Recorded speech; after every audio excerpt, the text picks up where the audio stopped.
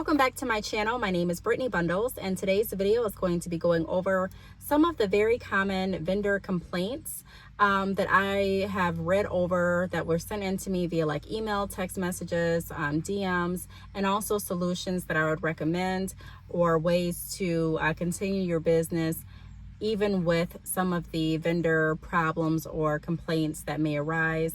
Now, people do reach out to me via text, email, DMs, and ask me what I would recommend doing in certain circumstances and certain situations, and also if I've encountered this experience and what would I do to combat this. And so I thought it would be a great video to kind of go through some of my recent DMs as well as text messages and emails to kind of see what the most common vendor complaints have been, and then do a video on what the complaints are and also what I would do to solve those complaints, like what my solutions would be, what my recommended solutions would be. So if you are interested in this video, this is going to be in relation to, I'm going to be referring to hair vendors, but if you don't sell hair extensions, it's okay. Still stick around with us, because a lot of information that I give out, the fundamentals are the same a lot of times for a lot of different businesses. Now, I'm not going to say every example is going to match up to your industry and your business if you're not selling hair. However, I do feel confident that there's a lot of good information that can still be relatable to other industries. If you substitute the word hair and put in maybe lashes, or put in maybe clothes, or put in maybe jewelry, whatever industry you're in, whatever you're selling. So if you are interested in this video, be sure to give it a big thumbs up. Please make sure that you are subscribed, and let's get right into the video. Okay, so I was reading an email, I think it was a few days ago, and the email pretty much was describing that her vendor sent out inconsistent grades of it, like the quality was different. So like she'd order some hair one week and the hair would be great, and then she'd place another order a few days later and the hair, some of the bundles would be great, some of the bundles would be like she wasn't even able to sell the bundles, and then she would keep reordering, and it's always like hit or miss. The quality is just very inconsistent.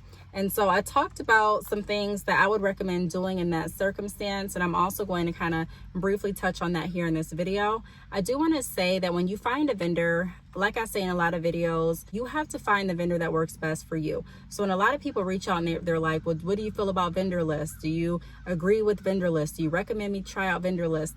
Ultimately, do what it is that makes you feel comfortable. But I would tell you that one of my concerns with vendor lists is that you don't know. Just like if you're working with another vendor. Now, if you're picking a vendor to work with, typically they have like samples that you can try out, or samples that you can purchase, or that they can send to you, whatever their arrangement is, so that you can see if that quality is up to your standard.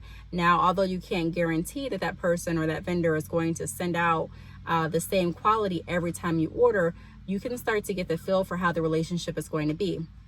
So even in the beginning, if you're reaching out about samples and you notice that it's taking like 3 days or 5 days to get back to you, or whenever they answer the question, it's not a real answer and you're still left with tons of questions, and you can kind of tell how that relationship, started off, how it may be.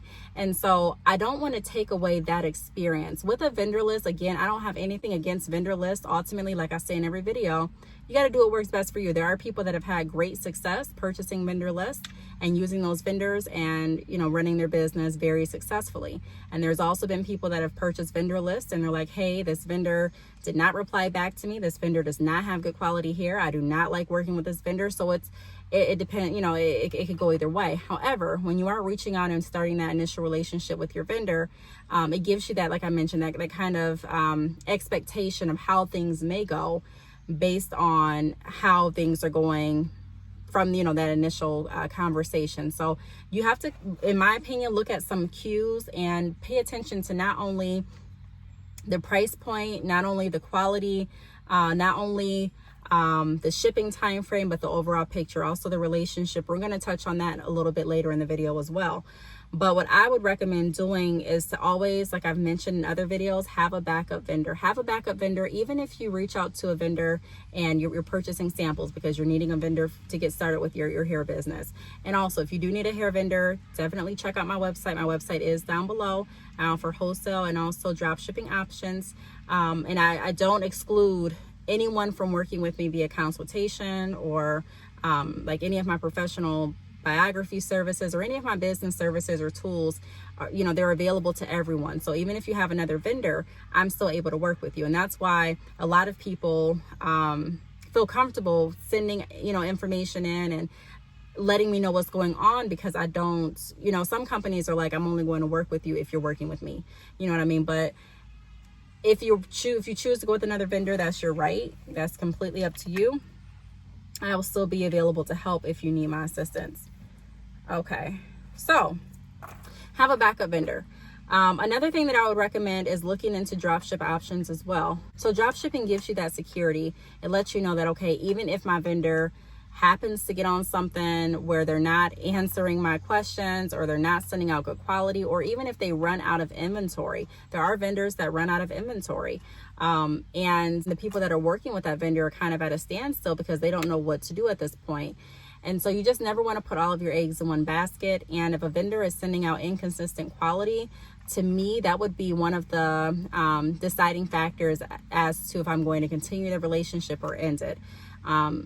I believe that you should look at your business very seriously and understand that if your vendor isn't sending out good quality, when you send out the hair, no one's going to be looking at, okay, well, she didn't send me out bad hair, her vendor did. They're going to be looking at your business. And so that's the reputation that you're going to start building for yourself. And it can be challenging to try and build your reputation when the vendor that you're working with is counterproductive. So you're trying to build up your reputation, you're promoting quality, you're selling on the value, but every time you get the hair, you have your fingers crossed because you don't know if the hair is going to be good or not. You shouldn't have to worry about that. You should know that, yes, when I get my package, when I get my hair is, it's in good quality. Now, just because you have a vendor that sends out good quality hair extensions and you have a vendor that has good communication with you does not mean that there won't be those one-offs, or does not mean that there won't be any mistakes nor any bad bundles. There still could be the chance that even if your vendor is a great vendor, you still may get hair that's not consistent with the last batch of hair that you ordered. And so that's why it's really important to make sure that you're inspecting every bundle that you receive. Go through the process. You never want to get too comfortable where you're like, you know what, my vendor is always going to send out just A1 hair, everything's going to be great. You do want to make sure that you're still going behind and checking your vendor to make sure that you're providing the best for your customers and your clients. Because like I mentioned, once you send out that hair and you have your information and your company name branded on that package, the responsibility is pretty much yours. So at that point, your customers don't care what happened behind the scenes. They don't care about what your vendor is going through. They don't care if your vendor, accidentally sent you out a bad bundle. At this point, they care about, well, why did you sell me this? And what are we going to do to fix it? There are some vendors that are going to be open to sending out additional bundles if you let them know that they sent you bad bundles. However, typically that comes when you have built a relationship with that vendor. So that vendor knows that you're going to continuously purchase a certain amount from them, or that vendor has worked with you for years, or that vendor is getting consistent sales from you. Typically, that's when it happens. And so you want to keep that in mind, and also figure out what's going to be the breaking or the ending point for you. You have to also learn when it's healthy and when it's the right time to cut ties in business, whether that be business relationships, as far as vendors, as far as employees, coworkers, partners, whatever the case may be. You have to, figure out what's going to work best for you in your business. And so keep that in mind too, that if you are receiving inconsistent quality, you do have options. And you want to take a look at the overall picture. Now, you could receive inconsistent quality from a vendor that is a really, really good vendor, but they may have made a mistake. Like I mentioned, they may have not known that they sent you out these bundles, or they may have sent you a different grade versus the grade that you typically order. So it just depends. If it's like a one mistake and there's a few bundles in the wholesale order that are not to your standard, personally, I would reach out to the vendor, explain what's going on and how they handled the issue, how they rectified their mishap, and how they decided to move forward with our relationship really would dictate to me what I would do. But I would always keep a backup vendor. And if you don't have a backup vendor, I would always consider and recommend doing drop shipping. That way, even if your vendor, if something goes wrong, you'll still have that option. There are people that reach out to me that have worked with vendors for years, and the vendor that they were working with is this company is the same, but that person is no longer at the company. Maybe that person quit, or they have a different job, or whatever the case may be, and the business completely changed. The integrity is not the same, the quality is not the same, the pricing's not the same, which we're going to touch on a little bit later. So just make sure that you're looking at everything, evaluating everything, and that you're having backup options. Now, the next thing that I want to go over is price increases. So a lot of people reach out to me and they ask, hey, my vendor just went up $5. My vendor just went up $3. My vendor keeps having increases. Do you recommend me looking for another vendor? What do you recommend me doing? And ultimately what I can say to that is price increases are normal. I'm not saying that you should expect an increase every single day, but no matter what industry you're in, whether you're selling hair or anything else, typically vendors increase pricing because vendors also are getting their material or their products or their hair from other sources a lot of the time. And so whether that mean they have to pay someone to collect the hair, whether that mean they're paying someone to weft the hair, whether it mean they're paying, so whatever the case may be, it's like pricing increases. There's a whole process behind, once you actually get your product to sale. There's a process behind hair. There's a process behind wholesale clothing. There's a whole process. And so things go up. The price of labor sometimes goes up. The price of supplies goes up. I was in the beauty supply store when I did my vlog. I did a vlog when I went to the beauty supply store probably like a month ago. I'll try to find that vlog and link it down below. I didn't take you all in the beauty supply store with me, but I mentioned running into the beauty supply store and I was doing some other things that you still may be interested in. So I'll link the video down below this video if you want to see a vlog. But when I was in the beauty supply store, the guy mentioned to me, he said, we're out of a lot of products because a lot of the pricing for products have gone up. And a lot of products are not available. So times change, especially now, during, what's going on. I mean, things change. Even if there wasn't any pandemic that happened, there's a chance that prices could definitely increase. So what I would recommend doing for that is always pricing your bundles in a way that you have enough wiggle room. I created a video, I think it was last year. It's a video on pricing bundles, pricing products. And a lot of times when I'm working with new business owners, I'm not going to say every business owner, but a lot of business owners have it in their mind that if I'm the cheapest, then I'm going to be able, or if I'm the most affordable, then I'm going to be able to get the most clients. And I keep stressing in a lot of videos how that's just not true. That's not true. There's a difference in selling and retaining customers versus just selling, and not having repeat customers. I mean, there's so many things that go on behind building your business. And so that's why I'm so passionate with constantly coming back with new videos and new tips and new information, because it's more than just creating a website, getting some product and pricing it as affordable or cheap as you can and thinking that that's all you have to do. There's so much more than that. And we'll get into that a little bit more in some other videos. I've talked about this in other videos as well. But I would recommend leaving wiggle room. That means not making your products as cheap as you possibly can. And of course, you don't want to price your products too high where you're pricing yourself out of business, and you don't want to price them too low either. But it depends. Everyone's pricing is going to be different, or it should be different, based on the quality that you're offering, based on how long the hair is actually going to last, like how long their investment is good for, based on a lot of different things. You know what I mean? So there's a lot of things, like I said, that go into making sure that you price your bundles or your products the right way. But if you have the mindset where you're like, okay, I just have to be the cheapest, then a lot of times you don't leave yourself too much wiggle room. So if you're getting, let's say you price your bundles where you're getting like $3 in profit off of each bundle, and typically you sell 3 bundles. So you're getting like a $9 profit. And I've seen that happen before. I've seen people do that before. And I'm like, no, don't price them at just $3 profit. And so you have to take into consideration not only the shipping, and some companies do have, separate shipping. So even if your customer doesn't end up paying for shipping, it's like the most you got out of that was $9.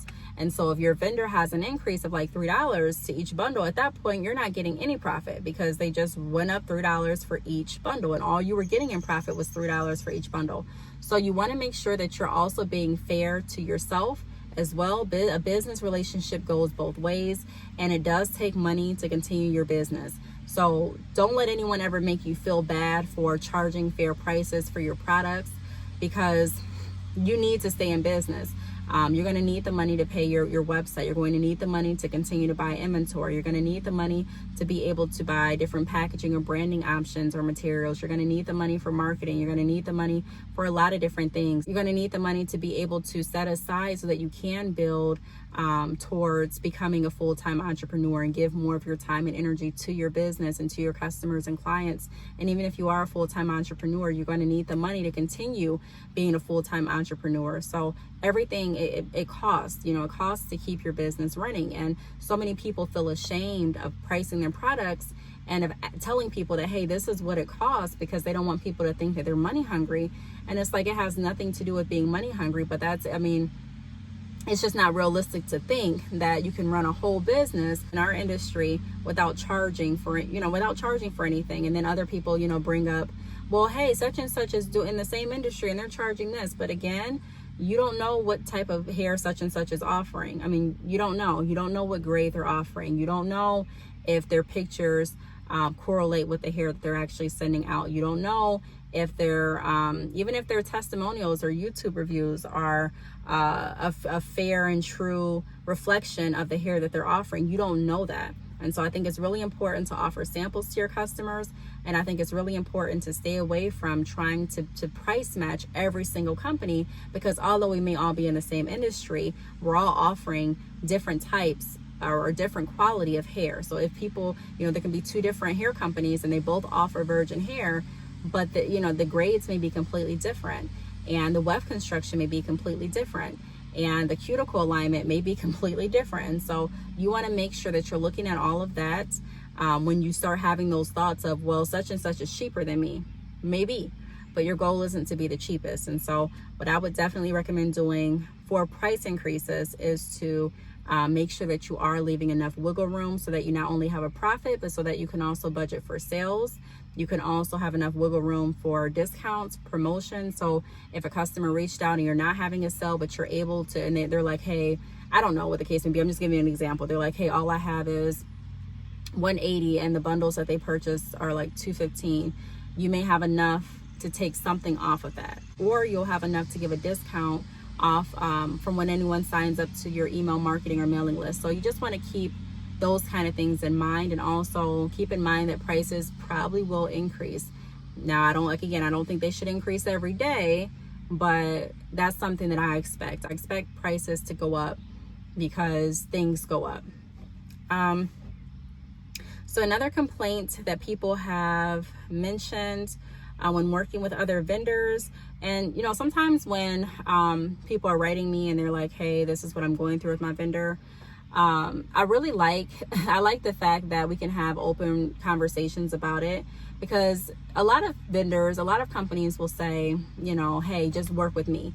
And I do definitely offer my products and services like I mentioned in the beginning of the video, but I'm someone that will still help you and support you through your decision. So I'm never mad at someone for saying I'm working with another vendor, or I'm using another vendor. There's people that have a primary vendor that's not my hair company, and they use my hair company as a backup drop shipping vendor. There's people that have my hair company as their primary hair vendor, and they use other vendors as backup vendors.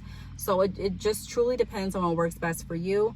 And I want us all to work with each other to make sure that we're building each other up as much as we possibly can, and that we're all becoming successful from the experiences and the tips and resources that we all have to share, and the information that we learn from one another. So another thing is delayed replies. So this is very, very common. There's so many people that have reached out and they're like, my vendor has gone missing. I even made a video, I think it was last year, or it may have been the beginning of this year, and it was titled something like what to do when your vendor goes missing, or missing vendors, or something like that.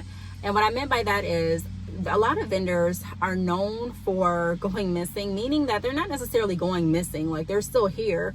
It's just the fact that they're not replying back. Like, you'll have a good run with your vendor where they continue to reply, and they're sending out hair, and you're telling them and you're asking them questions, and they're replying back to your questions, and they're available when you need them. And you'll have a, you know, a great run, you know, like that, and then something will happen where they just will stop replying. I've even worked with vendors before that have just gone like stopped.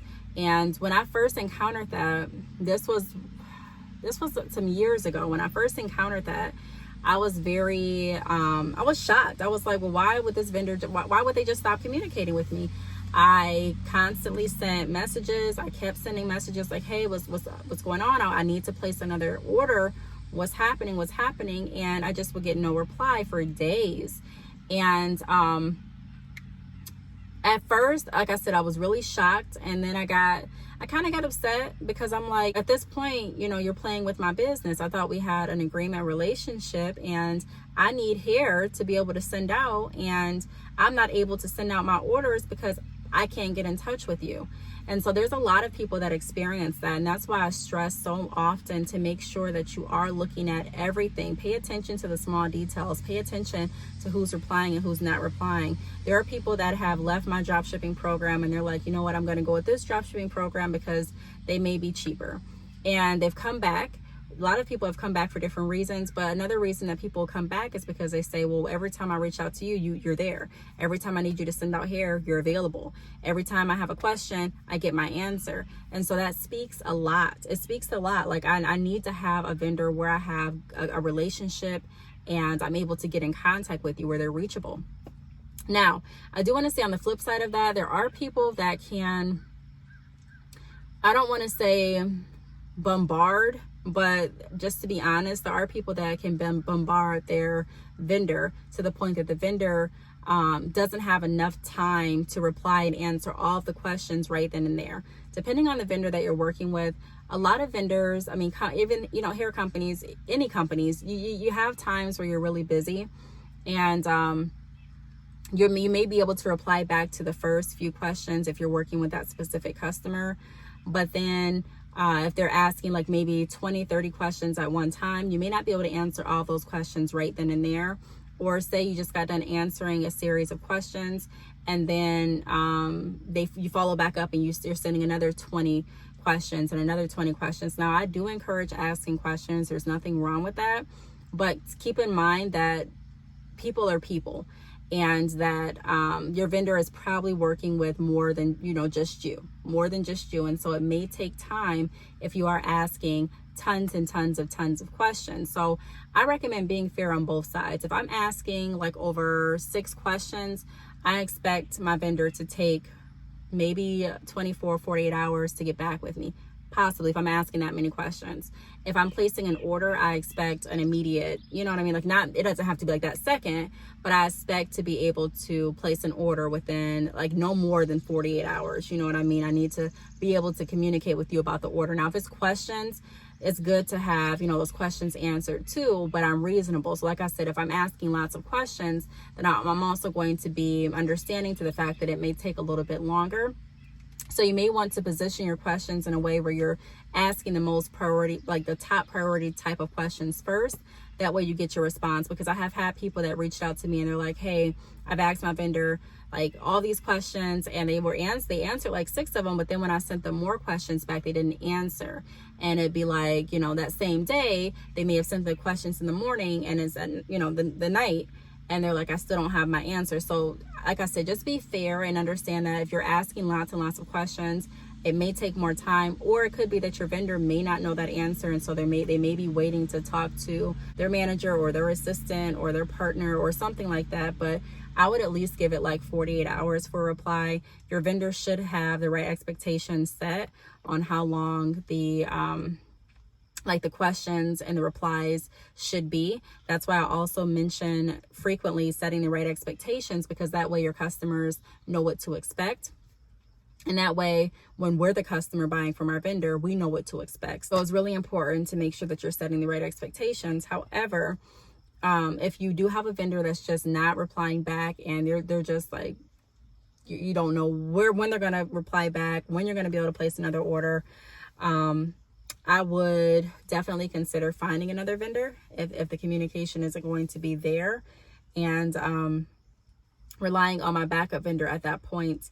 and then you can choose to either move your backup vendor to your primary vendor, or you can go ahead and use your backup vendor until you do find another primary vendor, which I would recommend doing it that way.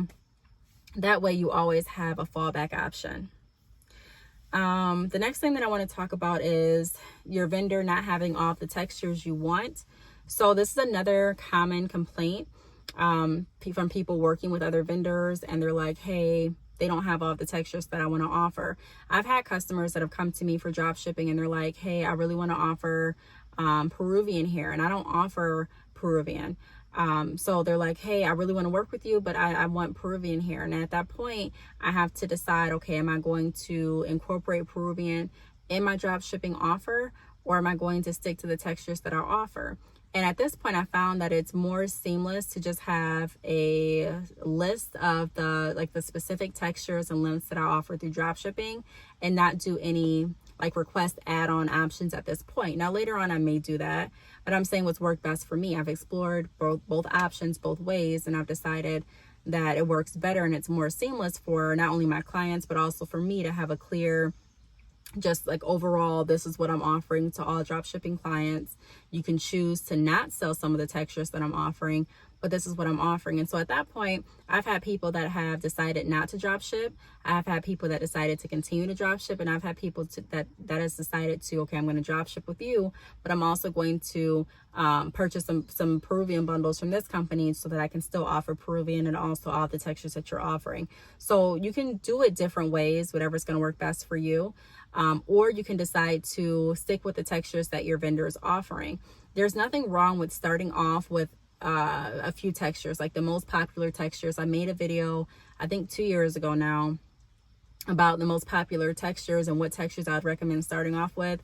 Typically, if you ask me what textures you should start off with, and it's just like a general question. I don't really know anything specific about your business or your goal or your plans or anything like that. There are some companies that specifically, they only sell Brazilian straight and body wave. There are some companies that only sell curly textures. So, it just depends on what type of company you're offering, but typically I'd recommend having a straight body wave and a curly texture. Those, those three. And if you want to do 4, another curly texture, or a colored option, like 613 or something like that.